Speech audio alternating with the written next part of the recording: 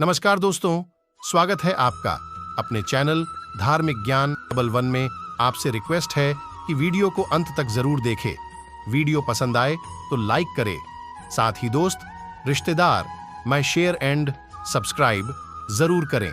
इससे हमें वीडियो बनाने का मोटिवेशन मिलता है और इस तरह की सच्ची धार्मिक ज्ञान की बातें लाते रहेंगे। आज हम नमस्कार मित्रों, आप सभी को भाई बहन के अटूट प्यार और विश्वास के त्योहार रक्षाबंधन की हार्दिक शुभकामनाएं। जैसा कि हम सभी जानते हैं कि सावन माह भगवान शिव जी की भक्ति का माह माना जाता है। इस माह में शिव भक्त भगवान शिव जी पर जल अर्पित करते हैं और अपने सभी मनोरथ सिद्ध करते हैं। इस पवित्र माह में पूरा संसार शिवमय हो जाता है और इसके साथ ही श्रावण मास की पूर्णिमा के दिन रक्षाबंधन का उत्सव भी मनाया जाता है। इस दिन बहनें अपने भाइयों की कलाई पर लाल और सुनहरे धागों से बनी राखी बांधती हैं। इस बहुमूल्य उपहार के बदले में भाई अपनी बहनों की जीवन भर रक्षा करने का वादा करते हैं और उन्हें उपहार देते हैं। मित्रों, क्या आप जानते हैं कि रक्षाबंधन का पर्व कैसे शुरू हुआ था? किस प्रकार एक भाई अपनी बहन को रक्षा का वचन देकर उसके लिए प्रतिबद्ध हो जाता है और जीवन भर निस्वार्थ भाव से अपनी बहन की रक्षा करता है। दोस्तों, आज हम आपके लिए धार्मिक ग्रंथों से रक्षाबंधन पर्व की एक पौराणिक कथा लेकर आए हैं, जिसका श्रवण आप सभी को कराने जा रहे हैं, जिसे सुनकर आपको रक्षाबंधन पर्व का असली महत्व समझ में आएगा। मित्रों, अनादिकाल से ही देवताओं और राक्षसों के बीच स्वर्ग लोक को लेकर बहुत सारे युद्ध लड़े गए। दानव हमेशा इसी कोशिश में लगे रहते थे कि कैसे वे स्वर्ग लोक पर कब्जा कर सके। इसके लिए वे कठोर तपस्या करते और विभिन्न प्रकार के यज्ञ अनुष्ठान करते थे और भगवान ब्रह्मा विष्णु महेश से वरदान पाकर देवताओं पर आक्रमण करते थे, जिसके बुरे परिणाम देवताओं को सहन करने पड़ते थे। मित्रों, एक बार राक्षस कुल में दानवों के राजा बलि का जन्म हुआ था। वह राजा विरोचन तथा देवांबा का पुत्र था और विष्णु भक्त प्रहलाद का पौत्र भी था। भक्त प्रहलाद ने अपने पौत्र के अंदर दयालुता और श्रद्धा भाव पैदा की और उसे दान धर्म का ज्ञान भी दिया। इस कारण राजा बलि बहुत दानवीर भी था। उसके द्वार पर जो भी कोई कुछ मांगने आता था, वह उन्हें खाली हाथ वापस नहीं लौटाता था। बलि ने आगे चलकर अपने दादा प्रहलाद की असुरों वाली गद्दी संभाली। मित्रों, राजा बलि भगवान शिव जी का परम भक्त था। उसने शिव जी को प्रसन्न करके अनेक सिद्धियां प्राप्त कर ली थीं। एक दिन दानवों के राजा बलि ने 100 यज्ञ पूरे करने के बाद चाहा कि उसे स्वर्ग की प्राप्ति हो, इसलिए वह यज्ञ करने लगा। राजा बलि की इस मनोइच्छा का भान देवराज इंद्र को हो गया। वे चिंतित हो उठे। इंद्र ने सोचा कि यदि बलि ने 100 यज्ञों का अनुष्ठान पूरा कर लिया तो उसे हराना हम देवताओं के लिए मुश्किल हो जाएगा। यह सोचकर देवराज इंद्र का सिंहासन डोलने लगा।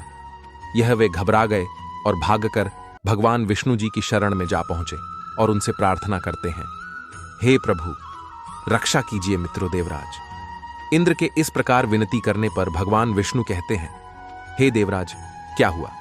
आप इतना चिंतित क्यों हैं? तब इंद्रदेव कहते हैं, हे प्रभु, दानवराज बलि भगवान शिव जी से वरदान प्राप्त करने के लिए 100 यज्ञों का अनुष्ठान कर रहा है।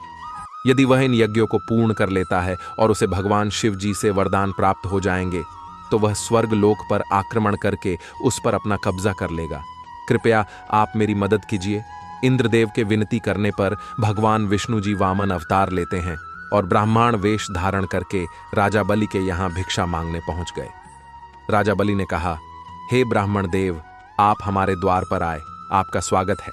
कहिए, हम आपकी क्या सेवा कर सकते हैं? तभी ब्राह्मण रूप धारण किए हुए श्री हरि विष्णु ने राजा बलि से भिक्षा में 3 पग भूमि मांग ली। राजा बलि अपने वचन पर अडिग रहते हुए भगवान श्री विष्णु को 3 पग भूमि दान में दे दिया। भिक्षा मिलते ही श्री हरि विष्णु ने अपना विराट रूप धारण किया और वामन रूप में भगवान ने एक पग में स्वर्ग और दूसरे पग में पृथ्वी को नाप लिया। अभी तीसरा पैर रखना शेष ही था। यह देखकर राजा बलि के सामने संकट उत्पन्न हो गया। ऐसे में राजा बलि ने सोचा, यदि वह अपना वचन नहीं पूरा कर पाएंगे तो अधर्म हो जाएगा और उनका वचन भंग हो जाएगा।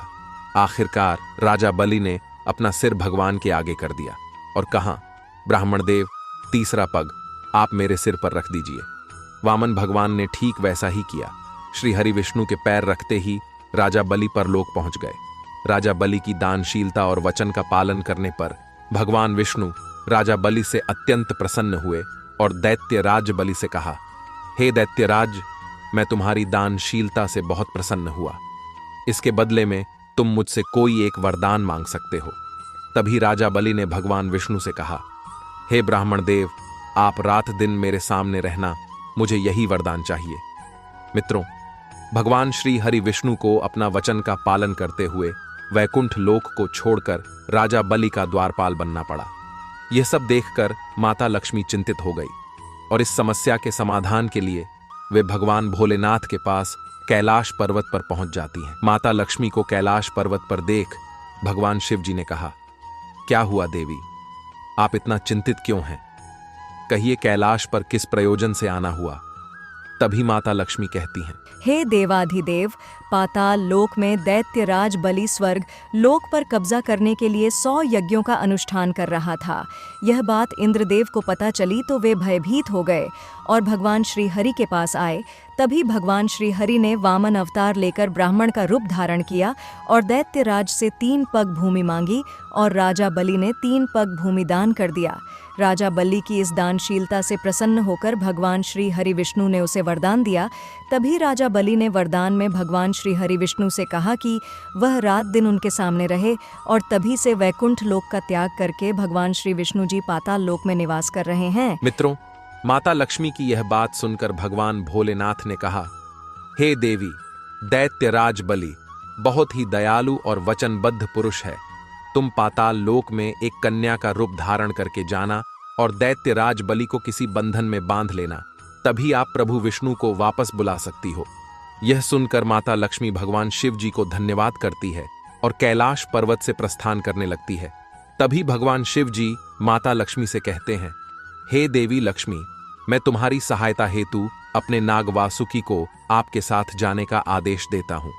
मित्रों, माता लक्ष्मी नाग वासुकी के साथ पाताल लोक पहुंचती है और वहां पहुंचकर एक कन्या का रूप धारण करती है। वे राजा बलि के पास पहुंचकर दैत्यराज बलि से मदद के लिए निवेदन करती है।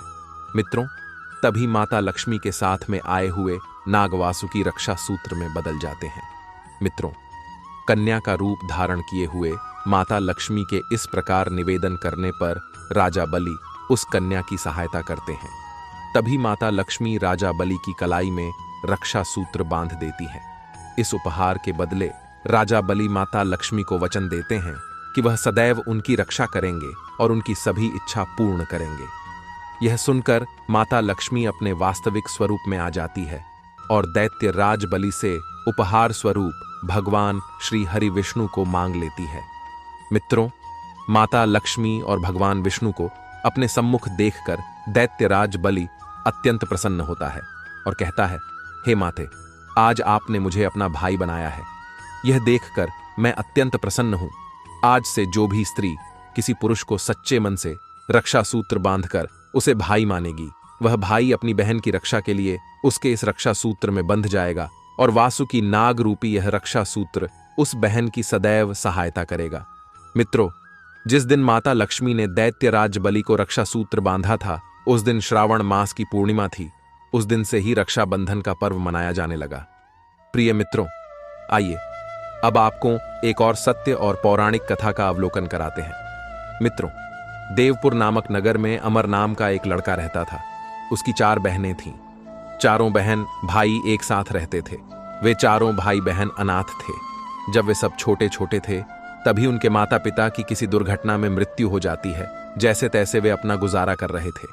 एक दिन अमर को भूख लगी। उसने अपनी बड़ी बहन से कहा, बहन, मुझे भूख लगी है। यह सुनकर बहन ने कहा, रुको भैया, मैं अभी रोटी बनाकर लाती हूं। फिर उसने जो थोड़ा सा बचा हुआ आटा था, उसकी रोटियां बना दी। सबके हिस्से में एक एक रोटी आई। मित्रों, बड़ी बहन ने सोचा, मैं अपने हिस्से की रोटी अमर को दे देती हूं, जिससे वो भूखा नहीं रहेगा। बड़ी बहन ने जैसे ही अपने हिस्से की रोटी अमर की थाली में रखने लगती है, वह देखती है कि उसकी तीनों बहनें पहले ही अपनी रोटी का थोड़ा थोड़ा हिस्सा अमर की थाली में रख चुकी हैं। सभी बहनों का यह प्यार देखकर बड़ी बहन बहुत खुश हो जाती है और वह अपनी सभी बहनों को खुशी से गले लगा लेती है। फिर बड़ी बहन कहती है, मेरी प्यारी बहनों, तुम सब बहुत समझदार हो। माँ और पिताजी के जाने के बाद अमर बहुत उदास रहने लगा था। हमें अपने भाई को हर खुशी देनी है, खुद को कितनी भी तकलीफ हो जाए, पर हमारा भाई हमेशा मुस्कुराता रहे। अब से हम यही कोशिश करेंगे, इसके लिए हमें चाहे कुछ भी करना पड़े। फिर बड़ी बहन ने कहा, मैंने गांव के जमींदार से बात कर ली है, वह हम सबको अपने खेतों पर काम दे देंगे। हम सब मिलकर खेतों में मजदूरी करेंगे और जो पैसे मिलेंगे उससे अपने भाई को शहर में पढ़ने के लिए भेज देंगे। मित्रों, वे सभी बहनें अमर को पढ़ने के लिए शहर भेज देती हैं। अमर पढ़ने लिखने में होनहार था, उसे जल्द ही नौकरी मिल गई। नौकरी मिलते ही वह धीरे धीरे अपनी बहनों से दूर होता चला गया। एक दिन उसने बहनों से बिना बताए ही संध्या नाम की लड़की से विवाह कर लिया। यह खबर जब चारों बहन को पता चली तो वह बहुत दुखी हुई, किंतु अमर को अपना छोटा भाई समझकर माफ कर दिया। कुछ दिनों बाद रक्षाबंधन का त्योहार आया। तभी छोटी बहन ने कहा, दीदी हमें अमर की याद आ रही है। तो बड़ी बहन ने कहा, बहन याद तो हम सबको भी आ रही है, क्योंकि अमर हमारा इकलौता भाई है, हम सभी बहनों का प्यारा है। लेकिन वह अब पहले जैसा नहीं रहा। जब से उसकी शादी हो गई है वह बदल गया है। तभी सभी बहन योजना बनाती हैं कि हम अपने भाई से मिलने शहर जाएंगे। यह सोचकर वे सभी बहन अपने भाई से मिलने शहर जाती हैं। अपने भाई को अपने सामने देख चारों बहनें खुशी से रोने लगती हैं और कहती हैं, अमर, आज तू इतना बड़ा हो गया है कि तूने शादी कर ली, शहर में घर भी बसा लिया और हमें बताने की जरूरत भी नहीं समझी। हम सब तेरे घर आने की राह देख रहे थे। कितने साल हो गए तुमने शहर में पढ़ाई में लगा दिए, मुश्किल से एक बार मिलने के लिए आए, ऐसा क्यों किया तुमने? तभी बड़ी बहन कहती है, तुम सब उसे कुछ मत कहो, हो सकता है उसकी कोई मजबूरी रही हो जिसके कारण वह नहीं आया। कोई बात नहीं, ये नहीं आया तो क्या हुआ? हम सब बहनें उससे मिलने आ गई। तभी अमर की पत्नी संध्या अंदर से आती है। संध्या को देखते ही चारों बहन खुश हो जाती है। फिर छोटी बहन कहती हैं, संध्या भाभी, हम सब आपके लिए कुछ उपहार लाए थे। हमने सोचा पहली बार आपसे मिल रहे हैं तो आपके लिए कुछ उपहार लिए जाए। आप देखकर बताओ कैसे हैं? उपहार का मजाक उड़ाते हुए संध्या कहती है, मैं इस तरह के कपड़े नहीं पहनती हूं, ये सब तुम जैसी गांव की गवार ही पहनती हैं। हम शहर के लोग नहीं पहनते और मैं अच्छे से जानती हूं, तुम सब जानबूझकर यहां आई हो। तुम्हें पता है कि तुम यह एक राखी बांधकर अपने भाई से अच्छे खासे पैसे और महंगा सामान वसूल करके ले जाओगी। मैं सब जानती हूं, तुम जैसी बहनें बहुत चालाक होती हैं। तुम सबको पता है कि अमर एक बहुत अच्छी नौकरी कर रहा है और लाखों रुपए कमा रहा है। तुम उसे राखी बांधकर बदले में बहुत सारा पैसा मांगना चाहती हो।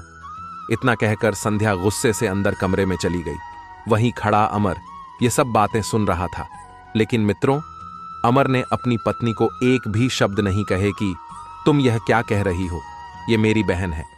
मित्रों, ये सब बातें सुनकर चारों बहन बहुत दुखी हो जाती हैं और उदास मन से बिना राखी बांधे घर लौट आती है। मित्रों, कुछ दिनों बाद अमर की सड़क हादसे में दुर्घटना हो जाती है। उसे खून की जरूरत होती है। सारे शहर में कहीं भी उसे खून नहीं मिलता।